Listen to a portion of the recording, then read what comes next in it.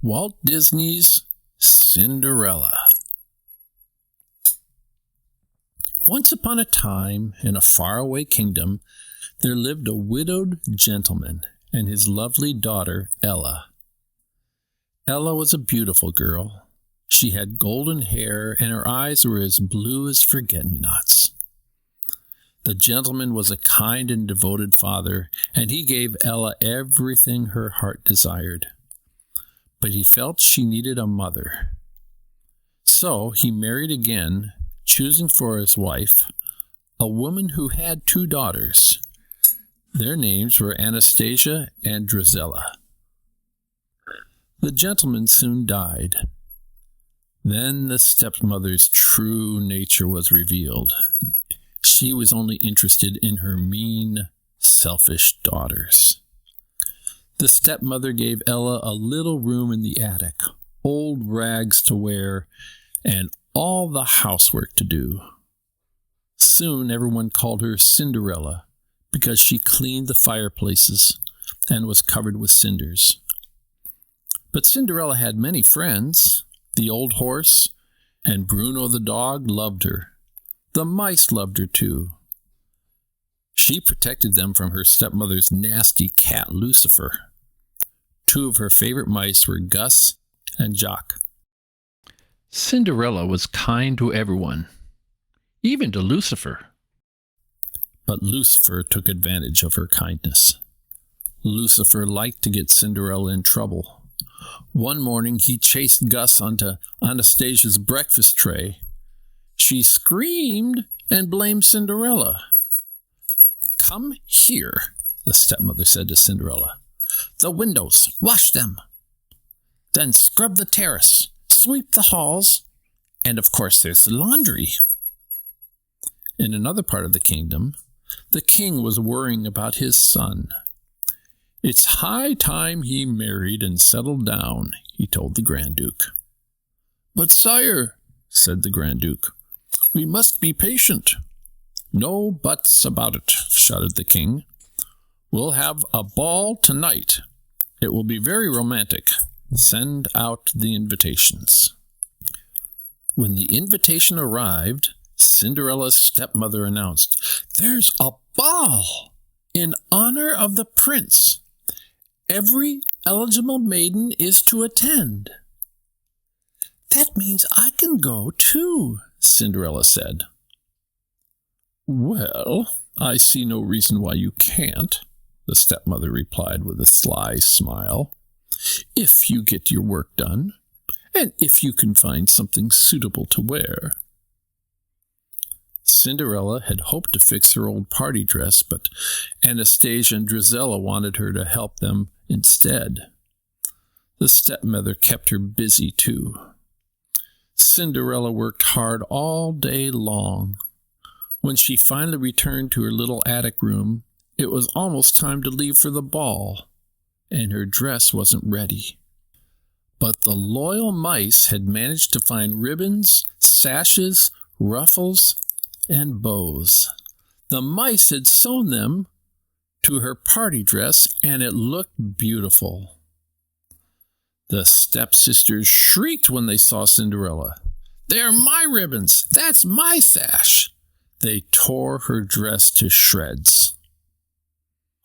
"Come along now, girls," said the stepmother, and they left Cinderella behind. Cinderella ran into the garden. She wept and wept. Suddenly, a hush fell over the garden, and a cloud of lights began to twinkle and glow around Cinderella's head. "Come now, dry those tears," said a gentle voice. Then a small woman appeared in the cloud. "You can't go to the ball looking like that. What in the world did I do with that magic wand?" "Magic wand?" gasped Cinderella. "Then you must be—" "Your fairy godmother," the woman replied, pulling her magic wand out of thin air. "The first thing you'll need is a pumpkin." A cloud of sparkles floated across the garden. A pumpkin rose up and swelled into an elegant coach. The mice turned into horses, the old horse became a coachman, and Bruno became a footman.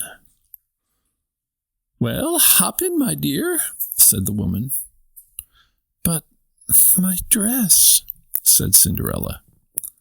The fairy godmother looked at it. Good heavens!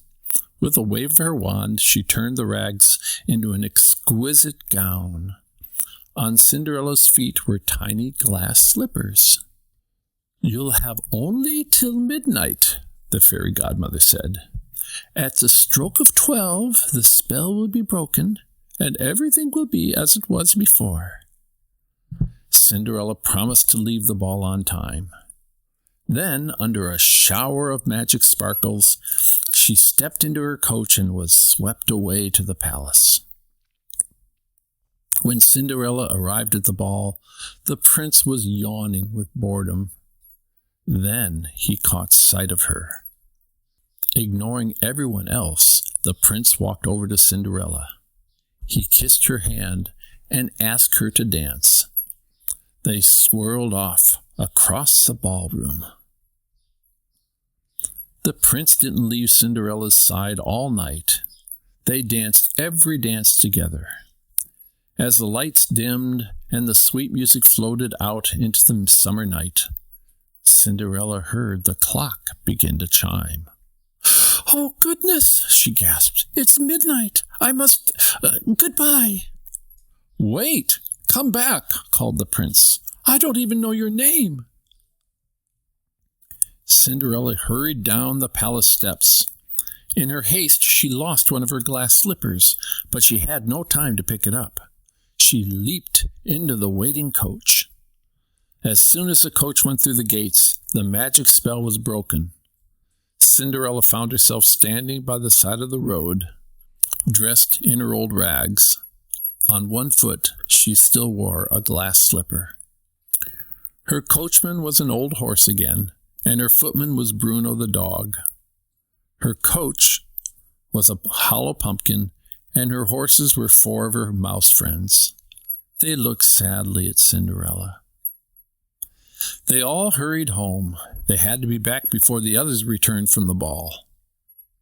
The next day, the stepmother told the girls that the Grand Duke was coming to see them.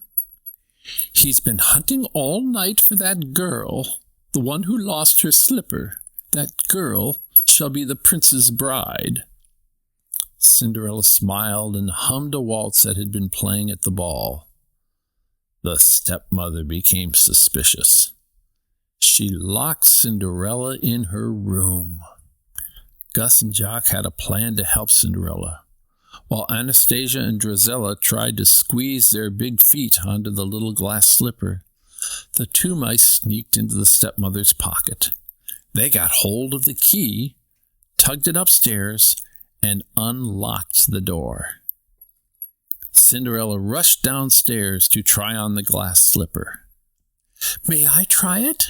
Cinderella asked. The wicked stepmother fumed. She tripped the footman who was holding the glass slipper. It fell to the floor and broke into 1,000 pieces. "But you see," Cinderella said, reaching into her pocket, "I have the other slipper." She put it on, and it fit perfectly. From that moment on, everything was a dream come true. Cinderella went off to the palace with the happy Grand Duke. The prince was overjoyed to see her, and so was the king. Cinderella and the prince were soon married. In her happiness, Cinderella didn't forget about her animal friends. They all moved into the castle with her. Everyone in the kingdom was delighted with the prince's new bride, and Cinderella and the prince lived happily ever after.